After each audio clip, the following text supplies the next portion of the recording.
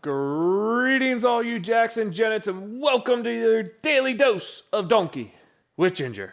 It's that time for the power rankings, coming a little late, holiday season, weeks go a little long, so coming a little late, but let's just jump right into the power rankings. The Donk Nation power rankings, the cumulative one, the Gingy Laskers power index all put together to bring you a top 10. Let's start off at number 10, down 2 spots this week is the Buffalo Bills, coming off a hard loss to Tampa Bay. Above that, we have the LA Chargers coming from unranked last week, coming into number 9 this week.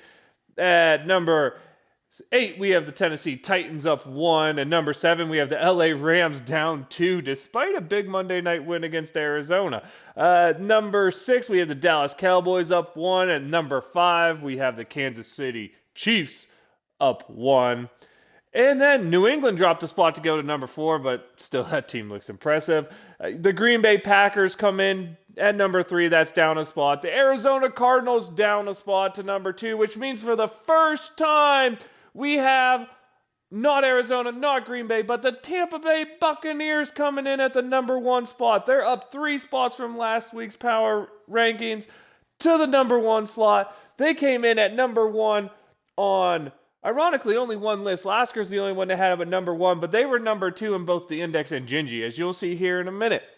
Now that we know the Donk Nation power rankings, we'll get into the little tidbits of the teams when we go into the power index like we always do. So let's start with the, oh man, it's desperation time if your season isn't already over, as it is in Jacksonville's case.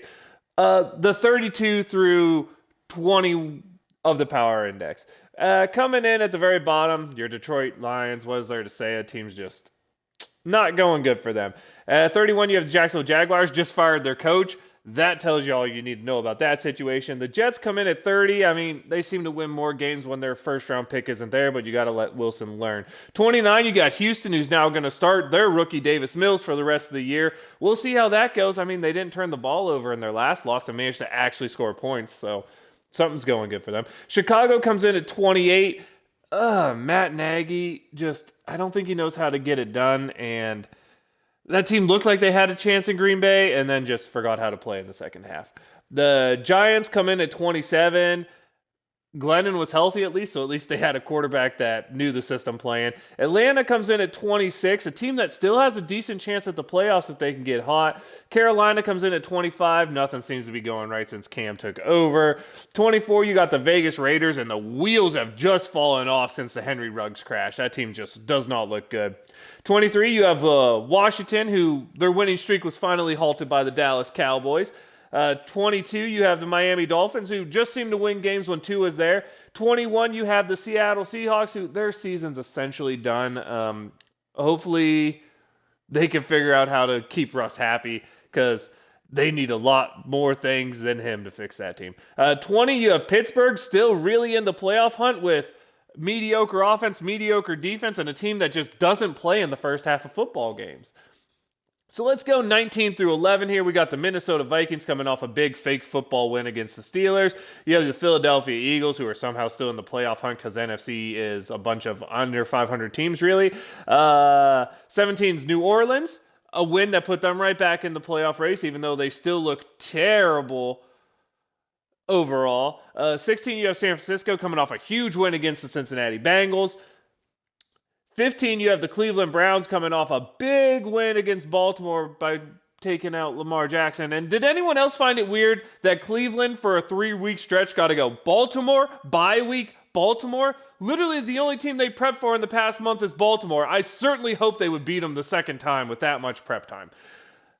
Then we go up and we have the Cincinnati Bengals at 14, still in the playoff mix, still in the division mix, and the Baltimore Ravens at 13. Kind of funny that the AFC North goes 13, 14, 15 on the teams that are all kind of tied. 12, you have the LA Chargers. What a Jekyll and Hyde team they are. And they showed up this week to ball out. 11, you have the Denver Broncos, who I know they're not in the playoffs right now, but they have the second best defense in football is really what's keeping them up there. Now let's get into the Power Index top 10. You start with the Tennessee Titans, a big shutout win against, who was it, Jacksonville this week.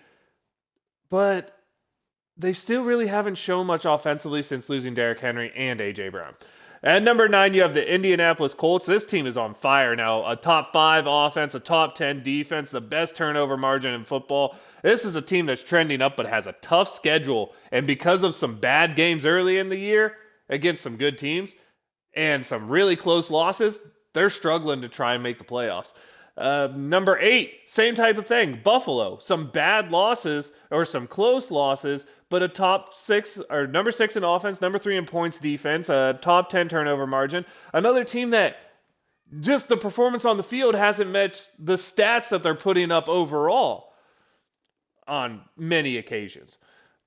We got the Rams coming in at 7. They didn't move, which is weird considering they had the big win against Arizona, but honestly, they just kind of did what they did. All it did was improve their record and make Arizona's a little worse.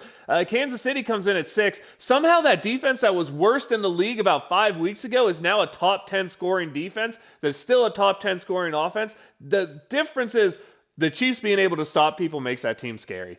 Dallas comes in at number 5. Their offense is still really good. Their defense is really good when healthy. I mean, Micah Parsons is a beast. So they deserve to be at number 5. But Dak needs to figure it out or this team is not going to do anything in the postseason.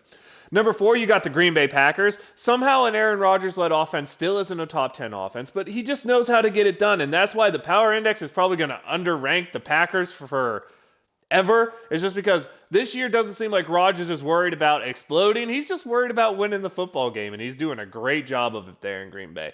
Number 3, we have the best defense in football with a top 10 offense now, and that's the New England Patriots.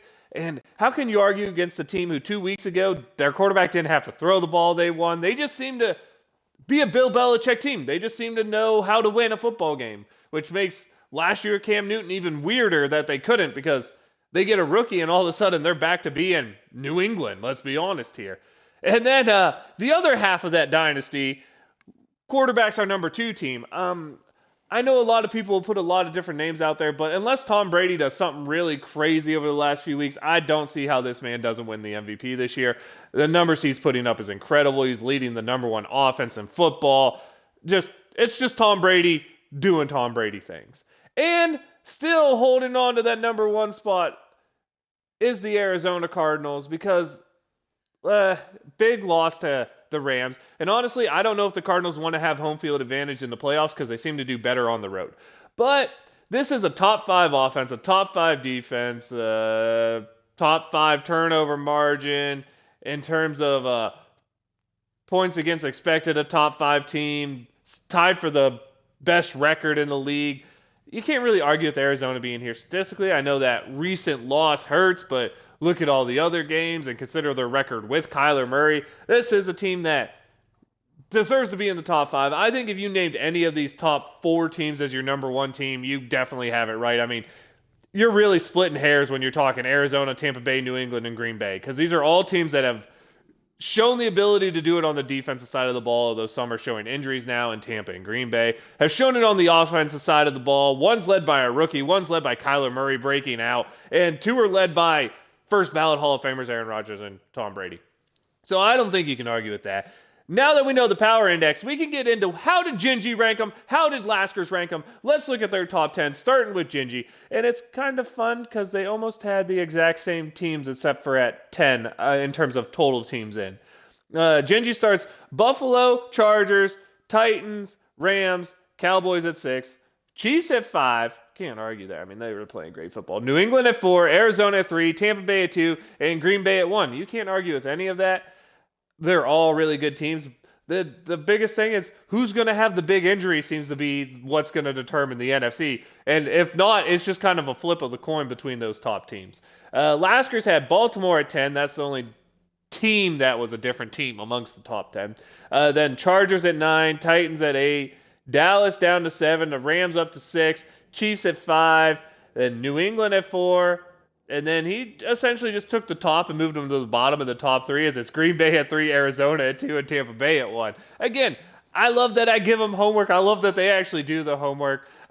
Those are our top 10s. You know what the Donk Nation Power Index is. You know what the Donk Nation Power Rankings are. You know what Laskers and Gingies are. Leave us a comment if you think we're crazy and don't know what we're talking about. Leave us a like if you like what we did. But it's time to say goodbye. You know we'll have the flagship episode later this week. We got some things to talk about again in Steeler talk. I mean, tough week. Fake football. You can't judge too much from fake football. I always say that. But, hey, all things considered, the week that happened for the Steelers being about the same spot they were when the week started, that is a really good sign for Pittsburgh. But Donk Nation, Steeler Nation, thank you for tuning in. Thank you for listening to the Power Rankings. Wave them if you got them. Catch you next time.